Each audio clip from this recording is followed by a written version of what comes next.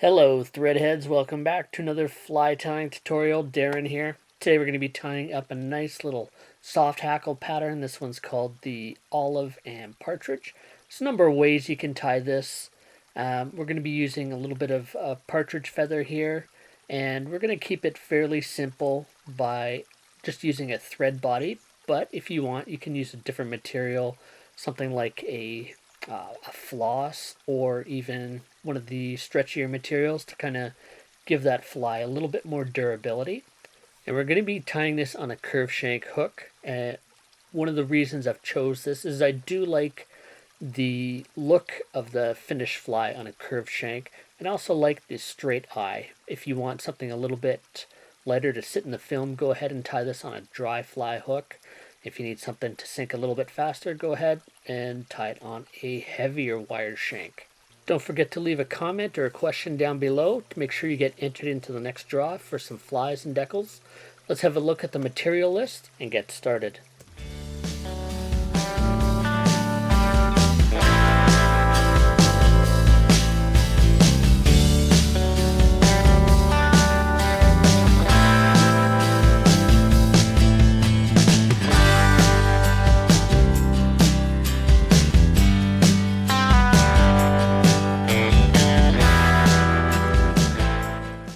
Let's get that out of the vise and get a fresh hook in there.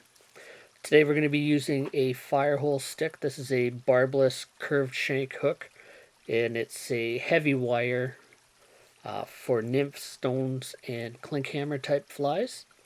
And as I mentioned before, I like this hook because of the straight eye and because we're tying a soft hackle without a tail, which typically indicates you're tying a caddis pattern rather than one with a tail, which would suggest a mayfly. And I do like to have caddis patterns typically tied on a curved shank. We're going to be using some Olive 70 denier UTC thread here, and we'll just start with a thin base layer of thread just to get that started. We're going to take a little bit of ultra wire, and I'm using this small size here in gold. And the size of the hook here that we're using is a size 12, so if you do need to go into some smaller hooks, the small size of wire should be good down to a size 18 or so.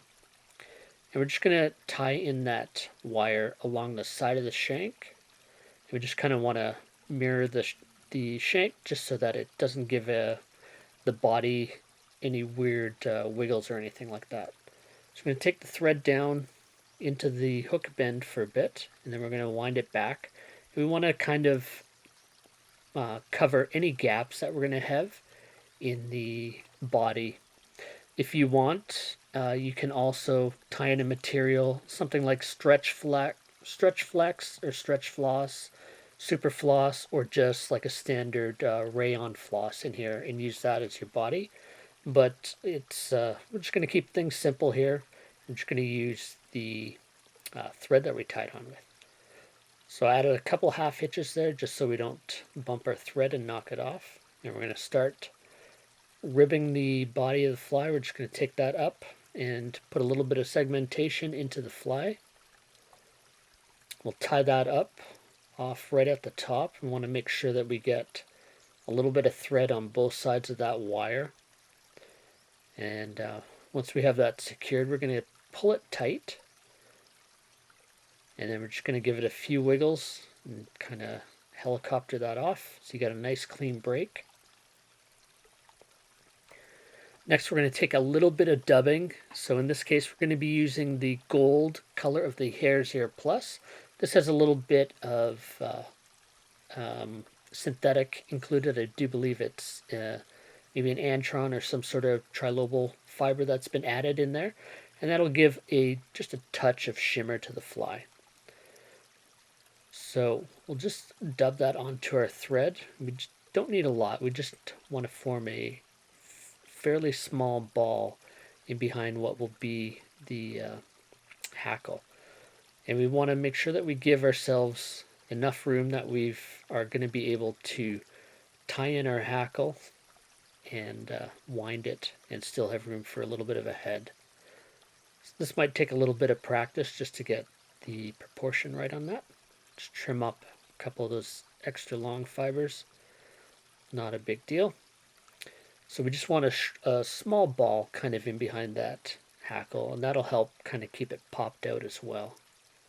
So we've got a partridge hackle here. We're going to strip off the fibers on the bottom of that, and then we're just going to pull the fibers down from away from the stem, just so that they kind of stick out, and that creates a nice tie-in point for us.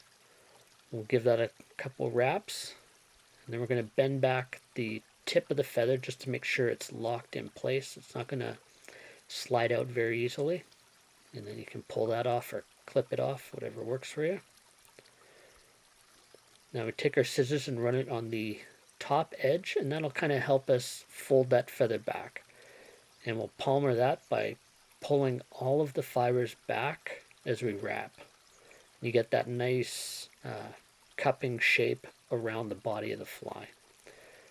So 1.5 to 2 wraps is probably good. And then we're just going to wrap back over the stem of the hackle. We want to trap down those fibers and pull the stem back just to lock it in place there. Then you can trim off the excess stem. Then we're just going to come back a little bit. We're going to add a whip finish to the fly. You just kind of want to form a nice tapered head on the fly. This one's probably not my best work, but it's going to do the trick. We'll clip off the thread. And I just like to kind of pull back and push the hackle fibers up just to kind of help shape them a little bit. But you can see those fibers, when they collapse, they're going to go right over the body, and it's going to look like a bunch of little legs trailing behind the fly. Add a little bit of head cement here. Just got some of the Loon water-based head cement for this one. And there you go. That's your Olive and Partridge soft hackle.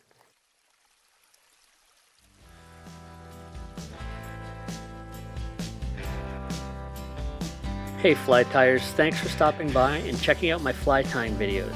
If you enjoyed the video and want to show your support, hit the thumbs up and share it to your social networks. I hope you consider subscribing to the channel, and if you do, be sure to hit the bell icon to get notifications on my latest fly patterns, tips, and reviews. If you have a question or comment, leave a message below. You'll also be entered into the next draw for some of the flies I tie and a few stickers. Until next time, this is Darren saying, keep a hook in your vise. Cheers.